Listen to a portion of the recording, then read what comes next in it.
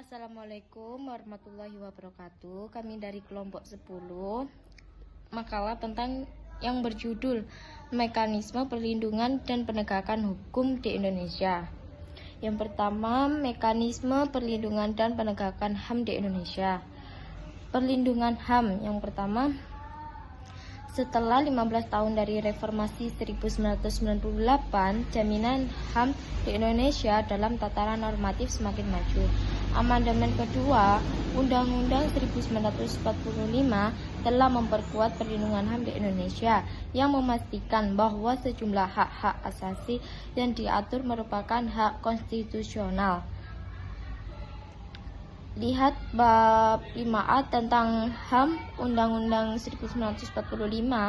Undang-Undang 1945 menjamin perlindungan HAM, misalnya pengakuan dan jaminan hak atas persamaan hukum, jaminan hak untuk bebas dari tindakan diskriminasi dalam berbagai bentuknya, hak untuk bebas dari penyiksaan, dan lain sebagainya.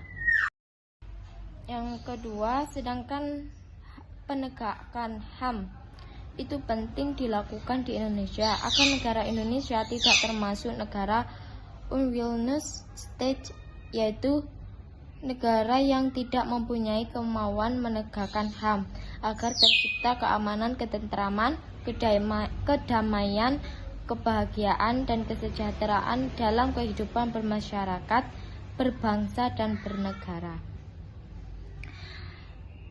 Yang kedua, tentang lembaga perlindungan atau penegakan HAM di Indonesia.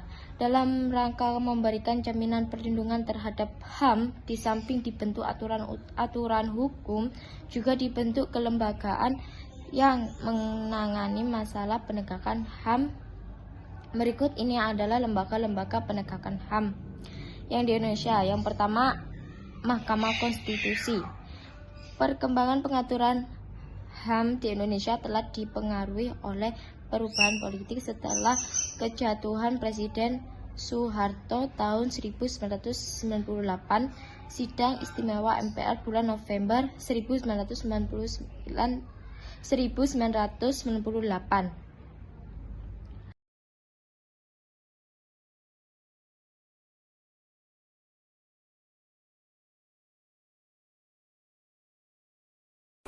Oke, untuk selanjutnya akan saya jelaskan poin kedua, yakni tentang Komisi Nasional Hak Asasi Manusia. Komisi Nasional Hak Asasi Manusia adalah lembaga mandiri yang berfungsi melaksanakan pengkajian, penelitian, penyuluhan, pemantauan, dan mediasi hak asasi manusia, termasuk hak ekonomi, sosial, dan budaya manusia, dan kedudukannya setingkat dengan lembaga negara lainnya.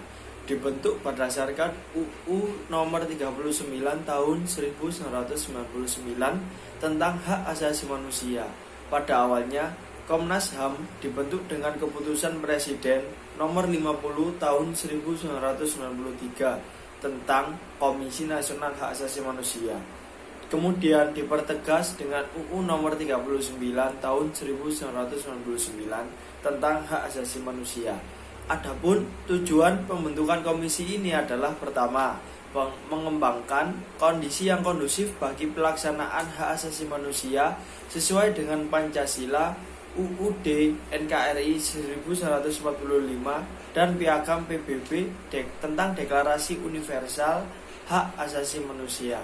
Kedua, meningkatkan perlindungan dan penegakan hak asasi manusia Indonesia guna berkembangnya pribadi manusia Indonesia seutuhnya dan kemampuan berpartisipasi dalam berbagai bidang kehidupan. Untuk poin ketiga, yakni tentang Komisi Nasional Anti Kekerasan Terhadap Perempuan. Hak asasi perempuan merupakan hak yang dimiliki oleh seorang perempuan, baik karena ia seorang manusia maupun sebagai seorang perempuan. Dalam khasanah hukum hak asasi manusia dapat ditemui pengaturannya dalam berbagai sistem hukum tentang hak asasi manusia. Komisi Nasional Anti Kekerasan Terhadap Perempuan adalah lembaga negara yang independen untuk penegakan hak asasi manusia perempuan Indonesia. Komnas Perempuan dibentuk melalui keputusan Presiden Nomor 181 Tahun 1998. pada tanggal 19 Oktober yang diperkuat dengan Peraturan Presiden Nomor 65 Tahun 2005. Dalam UUD 1945 Pasal 28H Ayat 2 menyatakan, setiap orang berhak mendapat kemudahan dan perlakuan khusus untuk memperoleh kesempatan dan manfaat yang sama guna mencapai persamaan dan keadilan. Perempuan sendiri menjadi salah satu warga negara yang harus memperoleh perlakuan khusus tersebut.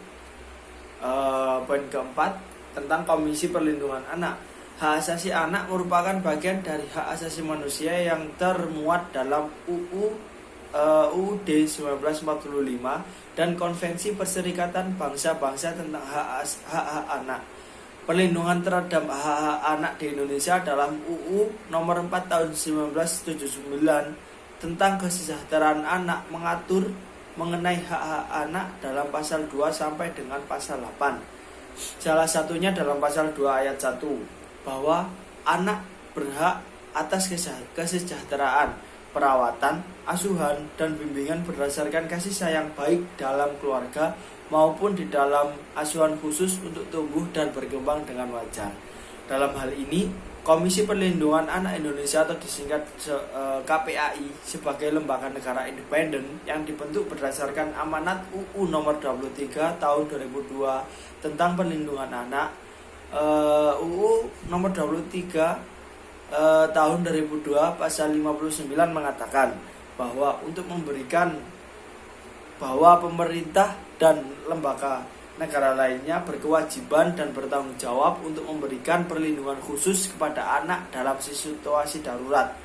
Anak yang berhadapan dengan hukum, anak dari kelompok minoritas dan terisolasi. Untuk presentasi selanjutnya akan dijelaskan oleh teman saya. Yang kelima, Ombudsman Republik Indonesia. Institusi pengawasan bernama Ombudsman pertama kali lahir di Swedia. Namun pada dasarnya Swedia bukanlah negara pertama yang membangun sistem pengawasan Ombudsman. Di Indonesia sendiri, pembentukan Komisi Ombudsman Nasional dilatar belakangi oleh suasana transisi menuju demokrasi.